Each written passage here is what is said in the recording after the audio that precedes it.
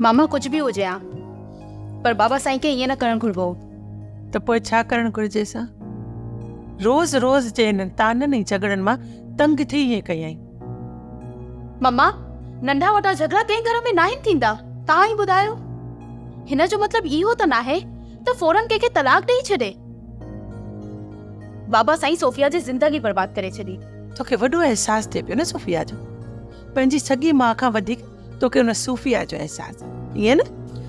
मम्मा मां कॾहिं चयो आहे त सोफिया मूंखे तव्हां खां वधीक अज़ीज़ आहे, पर अहिड़ी तरह कंहिंजी ज़िंदगी बर्बाद करणु का सुठी ॻाल्हि आहे? तव्हां ई ॿुधायो।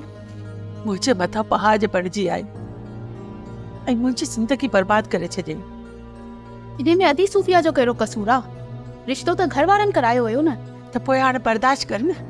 अहिड़ियुनि शादियुनि में त ईअं ई थींदो आहे। ज़मींदार हुआ, जागीरूं हुयूं हुननि वटि, पैसो हो हुननि वटि, ॿियो कुझु छा न हो ॿुधाए? शादी कराइनि हा त ॾिसी वाइसी शादी कराइनि हा, पंहिंजे पीउ जे उमिरि वारे इंसान सां त शादी न कराइनि हा। मम्मा इहो त बाबा साईं खे सोचणु घुरिबो हो न। हाणे घर घर जो ख्वारी थींदी, हुनजो छा थींदो? हुनखे हिन ख्वारी जी परवाह ई न आहे। जेकॾहिं परवाह हुजे था न त मुंहिंजे मथां पहाड़ खणी न अचे। हाणे त पहाड़ अची वई न, हाणे त ख़ुशि थियो। हा मां ख़ुशि आहियां, छो न ख़ुशि थींदसि? हा पर तूं छो थी तरफ़दारी करी हुनजी? तुंहिंजी सॻी मां आहे छा उहा? ॿुधाए। बाबा साईं जी ज़ाल हुई मम्मा, ऐं ॿई रिश्ता हुया मुंहिंजा हुन सां। वो मुझे मथा पहाड़ हुई, हिकिड़ो वॾो अज़ाब हुई मुंहिंजे मथां। ठीकु आहे मम्मा, गुलाबो खे सॾु कयो त ॿिए गाॾी में रखंदा। गुलाबो, ओ गुलाबो।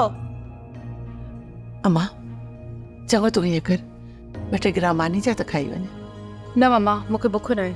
त हैदराबाद जो सफ़र ई केतिरो आहे, हिकिड़ी कलाक जो त जल्दी वञी पहुचंदी। सब्सक्राइब कयो असांजो official YouTube channel Singh TV HD drama ऐं वधीक अपडेट लाइ बेल आइकन खे क्लिक करियो।